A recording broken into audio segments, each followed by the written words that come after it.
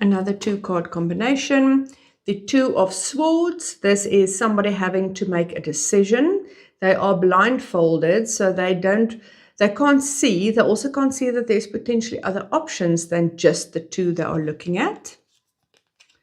Together with the magician is bringing the ideas down from the heaven to the earth, making your magic, doing something that is going to potentially give an answer. You've got a question between, or two options that you're looking at, maybe bringing something in that gives you a third option, something you didn't think of, new ideas that you are bringing down. Maybe you are also choosing between things that you don't have the answer for, and you need somebody else to come in to illuminate some more light on some of the options. But this is definitely looking at your options differently and seeing what else is out there. And sometimes you just have to believe in magic, and the right thing will happen at the right time.